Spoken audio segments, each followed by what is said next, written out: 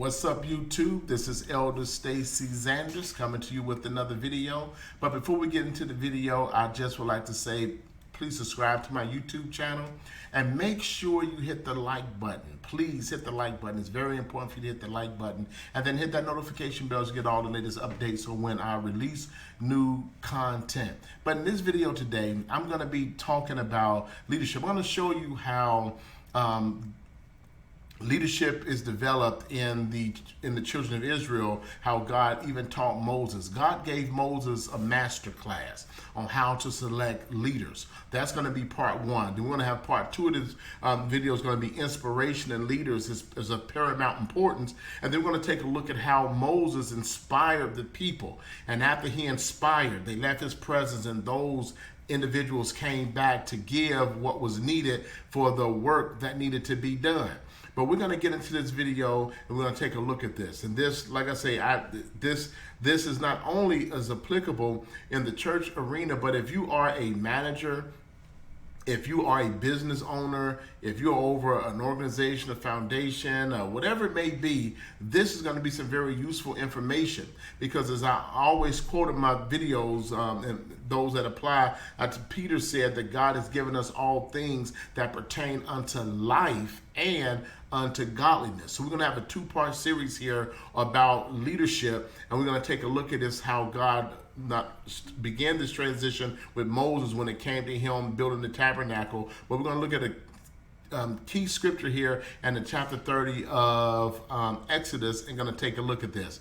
But let me just say, leading up to this particular passage here, God deals with Moses in chapter 28, 29, and 30. You can go back and read that in your own time. But he's telling Moses what was going to be needed. Now, God has given Moses a blueprint. Before we read those scriptures, God has given Moses a blueprint. He's telling him how this work is going to be done. And Moses, I can imagine, is like a deer caught in the headlights of a vehicle. Does not have a clue. But we're going to look at this master class. God is going to teach Moses, and then Moses is going to turn around and then inspire the people. But God, I think God understands what our deficiencies are. And if we are willing to learn, we can be taught. And Moses was being taught by the Lord. But there are people that God will put in your life, in your path, that will help you become who you need to become. But you have to be willing to sit at the feet of Gamaliel and learn the lessons so that you can grow, so you can develop, so you can mature in whatever that thing is that you are assigned to do. It's very, very important. But let's take a look at the scripture here. Now, like I said, God gave Moses the blueprint, told him what to do, told Moses, build it according to the pattern. Moses get here to chapter number 31, and let's take a look at this. Moses don't know what to do. He don't know who do he have among the congregation of the people that can do the work. So God gives Moses a master class. Listen, it says, now the Lord spake to Moses, saying, see, look, pay attention. I have called by name Bezalel, the son of Uri, the son of Ur, of the tribe of Judah. Listen to what God says. He says, I have filled him with the Spirit of God in wisdom and understanding and knowledge and in all manner of craftsmanship. Let me tell you something. You may be over a particular thing. That does not mean that you are the gift, talent, and ability. That don't mean that you're the sum total of what needs to be done. You're just a part of the whole. And sometimes you as a leader, we have to be willing not to do everything ourselves, not to do everything on our own, but you have to learn the power of delegation. You have to learn how to look for people who are smarter than you are. Bill Gates said this concerning Microsoft. He said, me and Paul Allen spent a lot of time and money hiring people who were smarter than we were so they can help us build our company. That's what you have to do. Good leaders, Dr. Miles Monroe said, a good leader knows how to harness other people's strengths and channel their strengths to benefit the company. As a leader, you have to get acquainted with the power of delegation. That means you have to take some power away from yourself and trust that power, authority to someone else who has the talent and ability that is far superior than yours. Trust him to do what they are competent, capable, and qualified to do. We have to get to that place. Moses here, God says, look, I've called this particular person by name.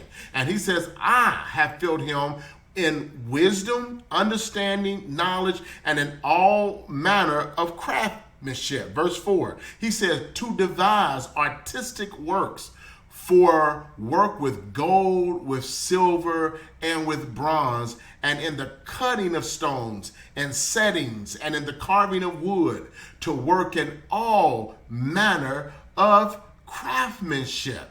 Okay? So that's the first thing. As a leader, you have to pay attention. We have to pay attention to people's gift, talent, and abilities. We have to be prayerful. There's an old saying that says, hire slow, but fire fast. So whenever you're in a position of leadership, you have to pay attention to what people's competencies are, what they're capable of doing. How can they deliver? God said, I filled him in all manner of wisdom. Because listen, they need to set jewels. He need to cut stones. They got to make the ephod, the breastplate, the tabernacle. They got to build all of these. This artistry have to be done, and God told Moses to do it according to the pattern. It's nothing wrong. You may be the leader, but it's nothing wrong with being helped in your leadership capacities or ability. We all should be looking for someone who is higher than we are that can help bring us up to where they are.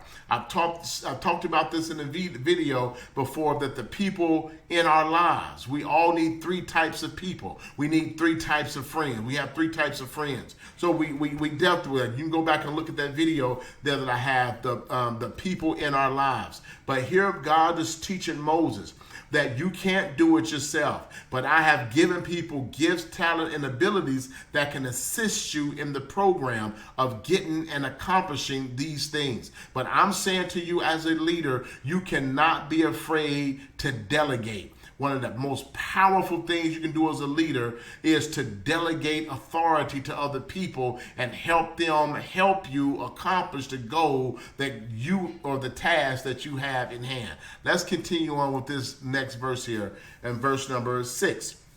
He says, I have given him Eliab, the son of Amick, of the tribe of Dan. And I have given skill to all who are specially skilled, that they may make everything that I have commanded you. Moses' job was to oversee the project, but Moses' also job was to make sure that he put the work into the hands of capable men. That's what we have to learn to do in leadership. The master class is the power of delegation, looking for people who are skilled. Moses needed this foreman. He needed this person with this skill to can oversee the task, and God gave with him an assistant, and their job is now to pull everybody together that have these skills and abilities to do the work. Moses ultimately sets over it. As long as they work within the confines of the mission statement, follow the blueprint exactly. That's what God told Moses. Moses, you make sure it's done according to the pattern, but I've given them the ability, the skills, the knowledge, the wisdom, the insight, the artistry, the talent, the mind that will get it done. Never be afraid to delegate power. Never be afraid to delegate authority. Never be afraid of putting things into the hands of competent and capable people. Now stay tuned for the next video where we're going to talk about how then Moses take this. He has one part of this phase underway, and the next part is for Moses now to inspire the people, because the materials need to come from the people. So leaders also have to know how to inspire people to get things done. Until next time, stay tuned for part 2. God bless.